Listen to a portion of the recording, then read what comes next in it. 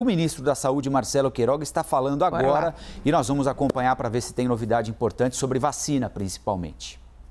De óbitos proporcional ao aumento de casos. Então é caminhar, como estamos caminhando, acelerando a campanha de vacinação, sobretudo nos grupos prioritários, ampliar a cobertura da segunda dose na região norte, que a maioria dos estados, a segunda dose, a cobertura de 70% da população acima de 12 anos. Ampliar a dose de reforço, nós já distribuímos mais de 20 milhões de doses de reforço. Temos dito isso de maneira reiterada, né? E, inclusive, é o que a Organização Mundial de Saúde tem pregado. Ampliar no mundo a cobertura da primeira dose. O Brasil doou doses para a OMS, mais de 10 milhões de doses já foram doadas. Doamos doses para o Paraguai, porque entendemos que essa estratégia ela é a mais adequada, né? Infelizmente se desvia o foco da atenção para outros debates que não são da mesma importância em termos de medidas efetivas do enfrentamento à pandemia da Covid-19. Agora, há necessidade de fortalecer as ações em relação à influenza H3N2, que tem afetado também as pessoas nessa situação que estamos vivendo hoje. Distribuir mais testes.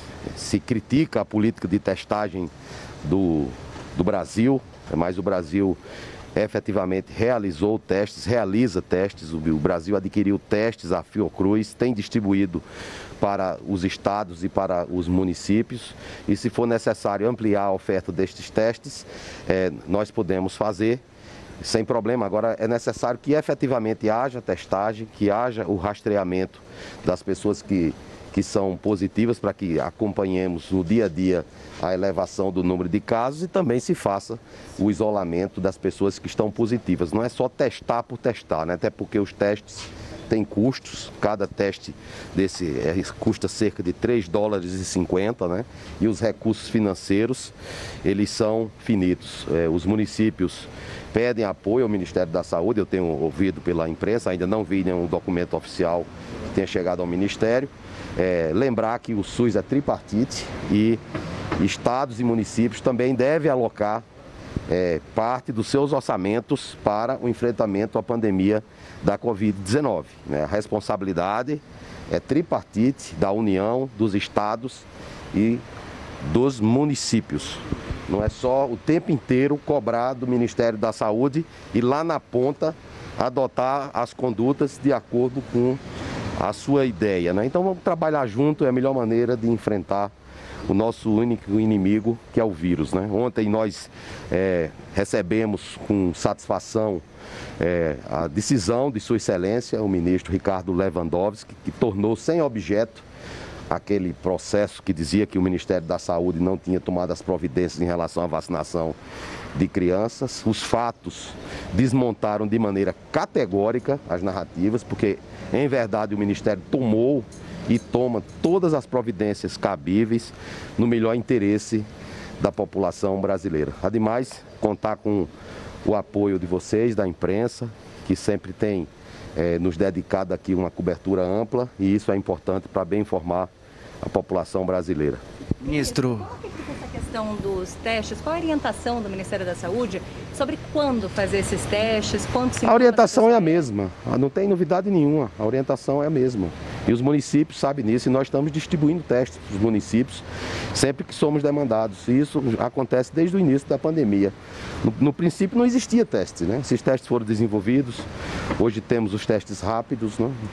Inclusive ainda não se sabe o real valor de testes rápidos no sentido de diagnosticar essa variante Ômicron, uma variante que é de preocupação, mas pelo que estamos observando nos outros países, as sinalizações apontam para casos de menor gravidade, sobretudo nos indivíduos que estão vacinados, né? Então, vamos esperar o deslinde aí da evolução, mais 3 semanas ou 4, para se ter uma ideia mais definitiva em relação ao potencial de letalidade da variante Ômicron. E vai haver, ministro, tudo bem? Oi, Raquel, tudo bom? Tudo bem.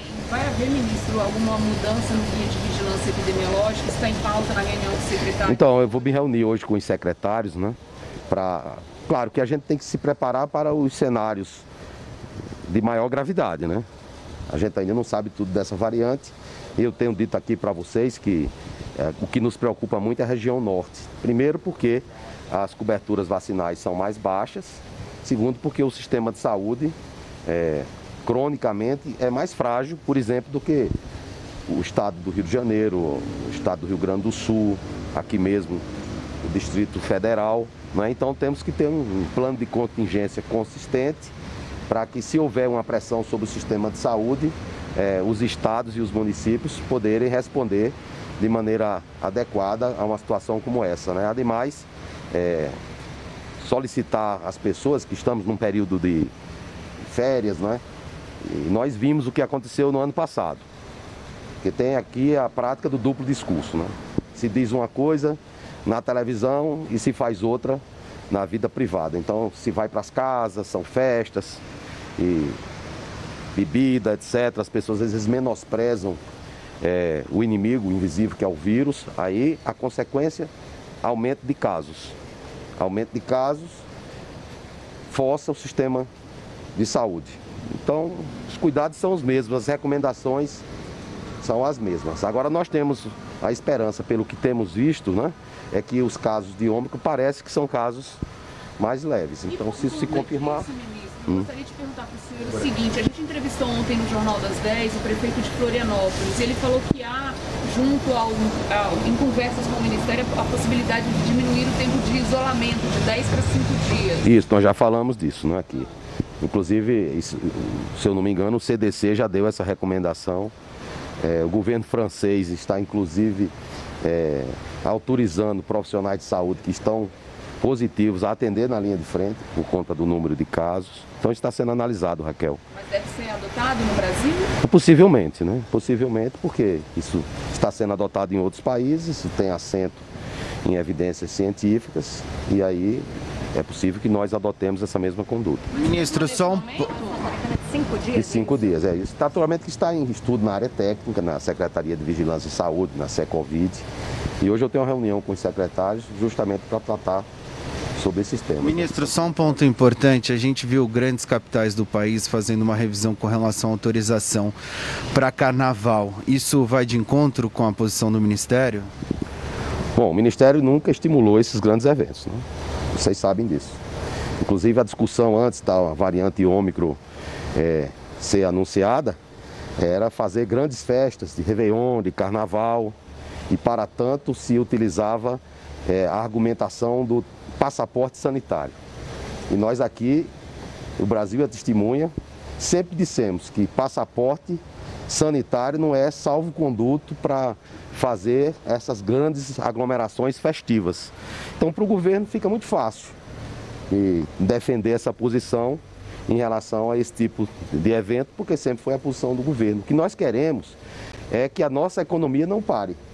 Então, em vez de fazer essas grandes aglomerações festivas, claro que nós queremos que isso aconteça em um futuro o quanto mais breve possível, mas o que nós queremos é que a nossa economia não pare, né?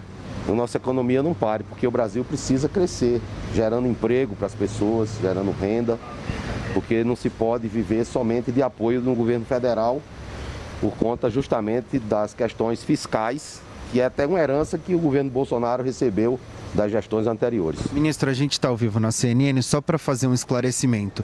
A revisão da quarentena seria para 5 dias para aqueles que não tiveram sintomas e para 7 dias para os sintomáticos, é isso? Estamos discutindo isso com a equipe técnica e vamos passar uma posição definitiva para vocês, né?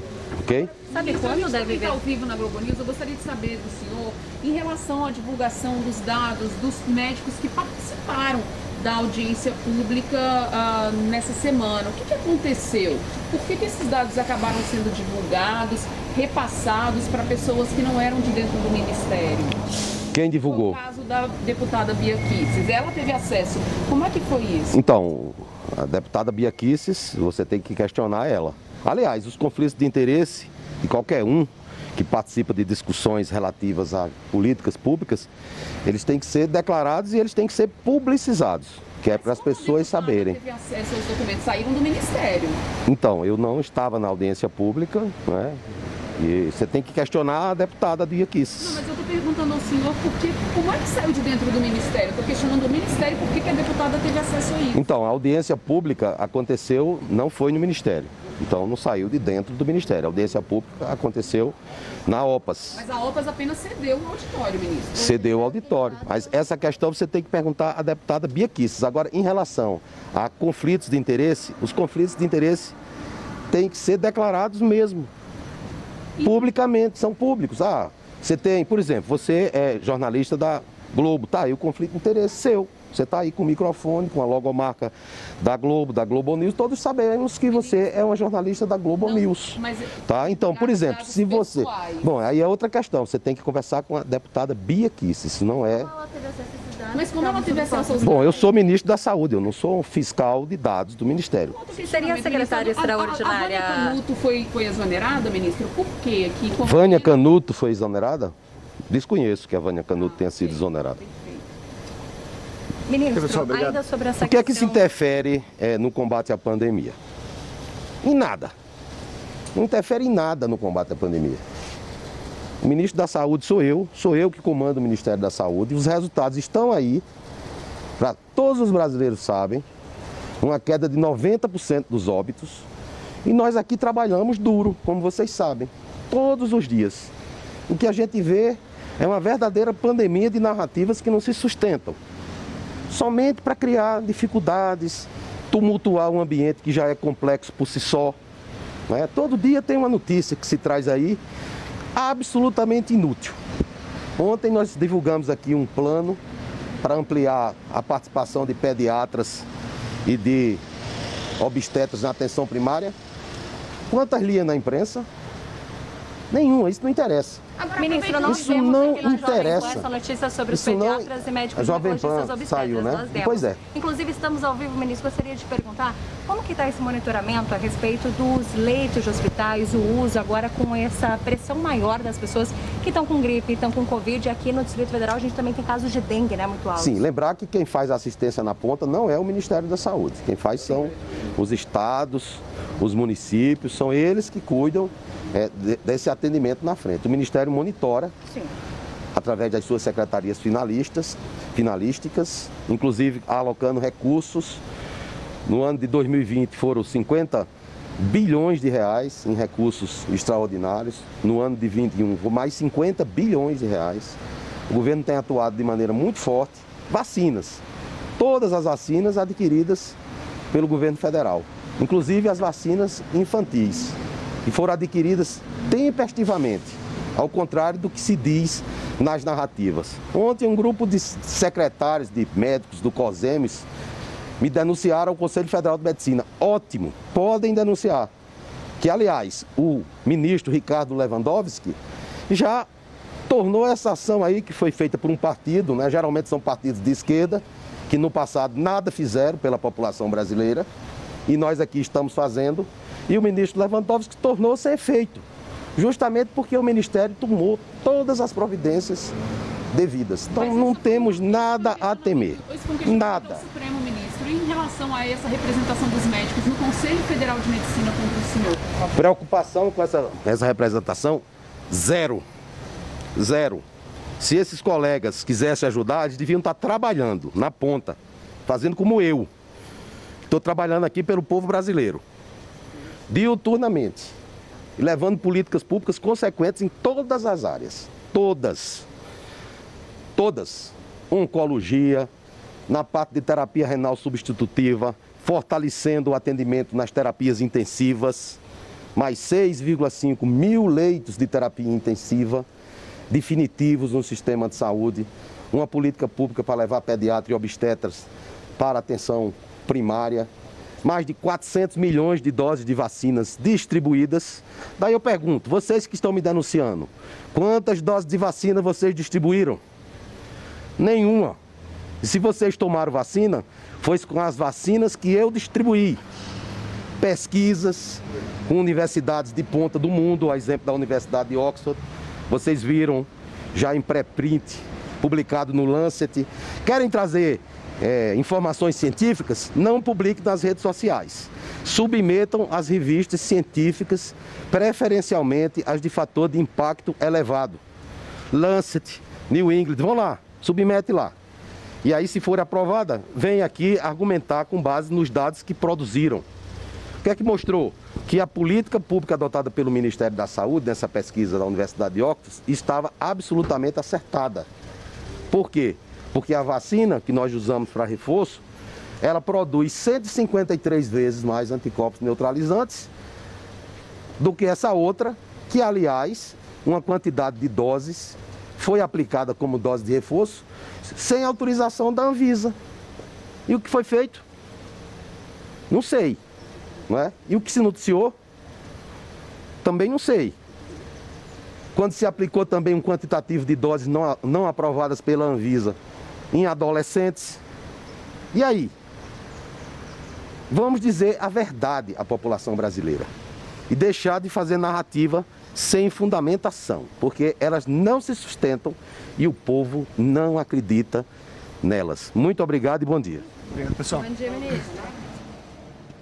Muito bem, nós ouvimos aí o ministro da Saúde, Marcelo Queiroga, tratando de diversos assuntos importantes. Confirmou a informação dada para a gente agora há pouquinho pelo prefeito de Florianópolis, que haverá uma reunião hoje que pode fazer com que aqui no Brasil a gente siga o que está sendo feito nos Estados Unidos.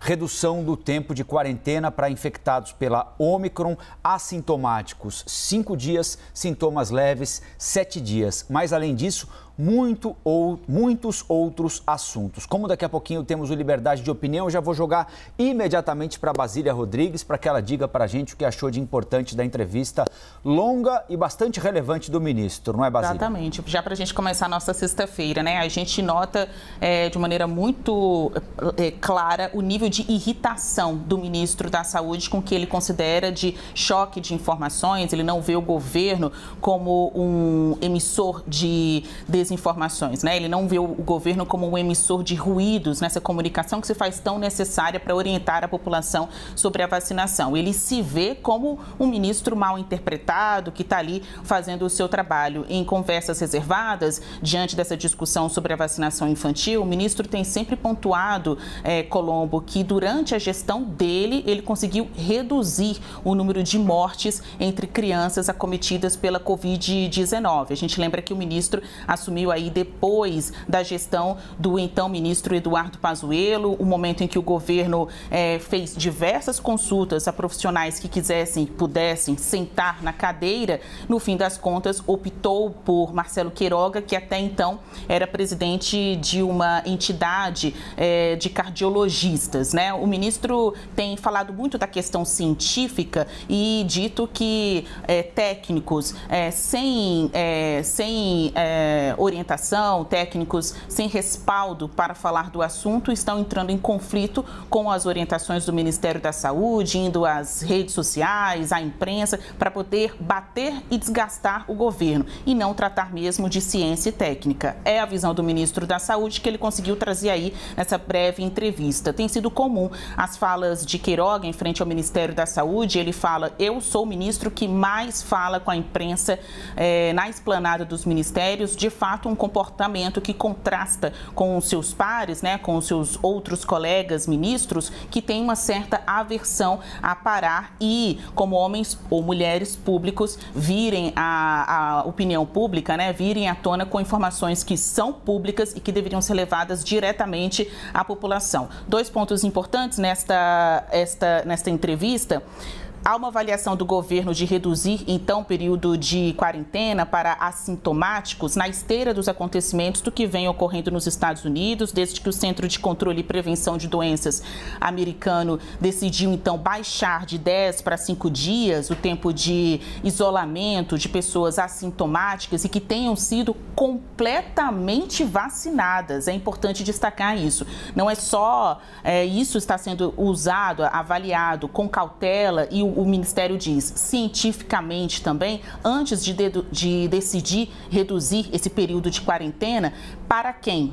É só em relação aos sintomas ou também a vacina? Vai seguir o exemplo dos Estados Unidos ao pé da letra ou aqui no Brasil a gente vai ter uma versão tupiniquim destas medidas, né? O ministro também foi questionado sobre a forte pressão na Conitec, que é aquele órgão de incorporação de tecnologias ao SUS, né, que recentemente entrou em embate com a linha principal do governo e votou contra a inclusão do kit Covid no SUS. A diretora citada aí na entrevista, Vânia Canuto, teve, de acordo com informações de bastidor, um pedido de demissão apresentado por integrantes do governo. O ministro, nesta entrevista agora, quando questionado sobre o assunto, negou que ela tenha sido demitida. Vamos acompanhar. Vamos acompanhar. E é compreensível, de certa forma, o ministro Marcelo Queiroga, não é, Basília, convive com um conflito, né? Ele quer ser reconhecido por ter comprado vacinas e distribuído as vacinas aos brasileiros, diz que comprou tempestivamente vacina para as crianças, embora as vacinas da Pfizer para crianças já tenham sido aprovadas pela agência europeia e pela agência americana há muito tempo, portanto essa negociação já podia estar engedrada muito tempo antes da aprovação da Anvisa, mas ele tem de conviver com o resultado que ele quer ver reconhecido e com declarações do chefe dele, o presidente da República, que há 12 horas, dizia que não está sabendo de morte de nenhuma criança vítima de Covid, quando o ministério do ministro Marcelo Queiroga anuncia que durante a pandemia 311 crianças entre 5 e 12 anos morreram vítimas da doença. Ele tem de conviver com esse conflito, dizer à sociedade que compra vacina, que oferece vacina, mas o chefe dele diz que a Anvisa provavelmente está trabalhando a partir do interesse de alguém, de alguma farmacêutica para vacinar a criança que, na avaliação do presidente, não precisa ser vacinada. É um conflito difícil de resolver até internamente para o ministro. Talvez isso explique a irritação tão grande dele, né? Afinal de contas, são fatos e versões que não combinam, não casam. E ele tem de algum jeito aceitar isso, ou dizer que para ele não dá mais, né? Por enquanto, o ministro não repete as frases do seu antecessor, né? Do manda, obedece, ou que a vacinação vai ser no dia D e na hora H, mas no contexto geral, ele mantém o forte alinhamento ao Palácio do Planalto, assim como o ministro que o antecedeu, o ministro Pazuello. Conversando diretamente com Queiroga, ele tenta normalizar essa postura. Ele diz, eu vou ser fiel, né? Eu vou ser alinhado a quem? Ao presidente que me colocou aqui. Eu sou o ministro da Saúde do governo de Jair Bolsonaro. Sigo o que Bolsonaro determina. Perguntei a ele também, numa conversa reservada, Colombo, se havia um interesse político, se o ministro poderia se lançar nas eleições de 2022 agora. E ele negou. Ele afirmou que é candidato, sim, candidato a combater o coronavírus no Brasil. Muito bem, valeu, Basília.